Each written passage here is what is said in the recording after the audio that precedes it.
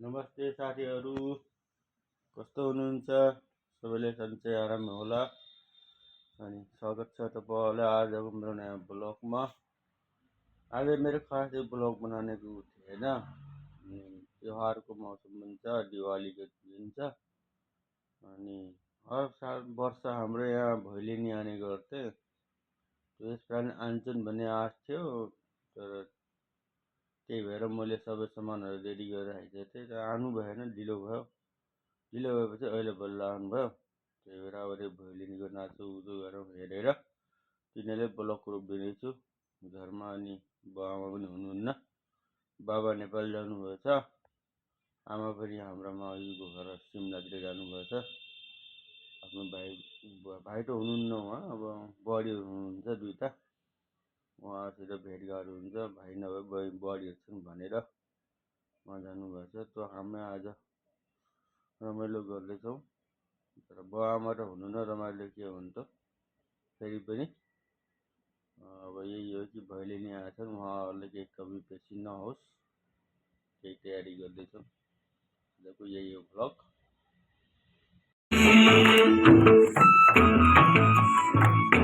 हेर्ने न नाचिरहेको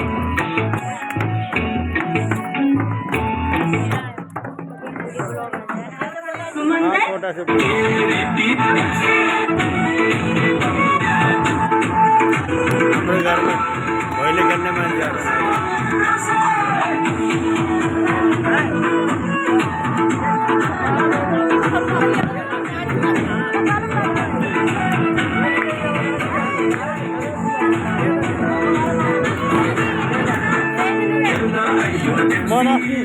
मरासी जान्दैन पुरो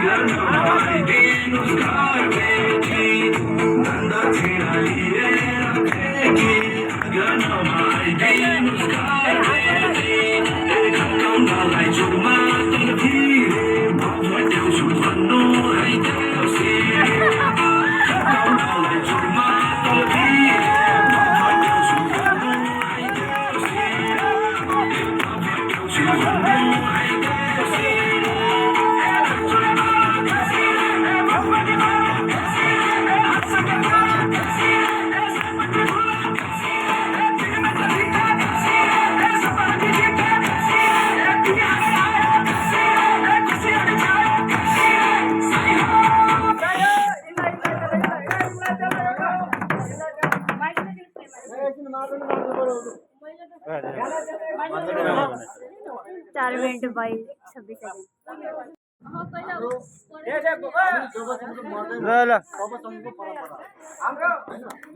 यसको त भिडियो बनाइन्छ भाइ बुढा लाग्यो नि अब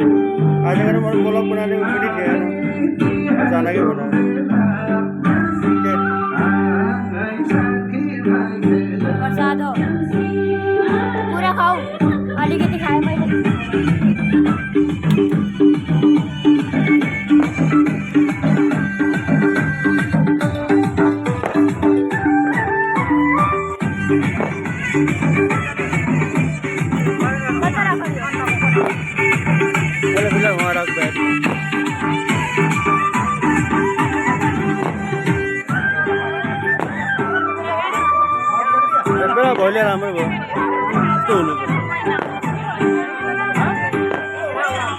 अब भोलि युट्युबमा खाइदिनु बनाउँछु म त सुन्नु लागेको थियो ताला मारेको छ ताला होइन चाङ्लो हुने ताला मारेको चाङ्लो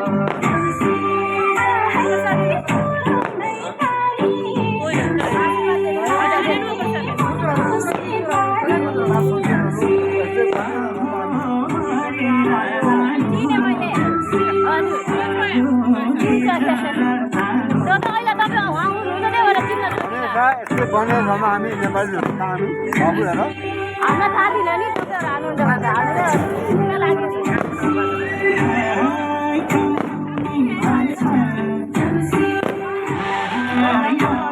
त्यो साथीहरू आजको भैलेनी खर्च आएर जानुभयो, भैली खतम भयो अनि मेरो भ्लग पनि खतम भयो। आजको भ्लग कस्तो लाग्यो हेरेर भनिदिनु होला। घरमा आएको भैलिनासित अब धेरै उठो गर्न सकेन, जस्तो घरको अनि पाखो पुखो मान्छे भएको बाबाआमा भयो जस्तो हुन्न। त्यही पनि अब उहाँहरूलाई निराश चाहिँ नगरेको जस्तो लाग्छ क्या। अब कस्तो लाग्यो उहाँहरूलाई थाहा होला। ल हुन्छ, कस्तो लाग्यो तपाईँहरूलाई आजको हाम्रो ब्लग हेरेर भनिदिनु होला। कमेन्ट गर्नु, लाइक गरिदिनु, सब्सक्राइब पनि गरिदिनु च्यानललाई। अनि अरू अगाडिको च्यानलहरू पनि त्यो भिडियो पनि हेर्दै गर्नु होला। ल हुन्छ, फेरि आजको ब्लगमा यहीँसम्म। फेरि अर्को ब्लगमा भेटौँला। तबसम्मको लागि नमस्ते।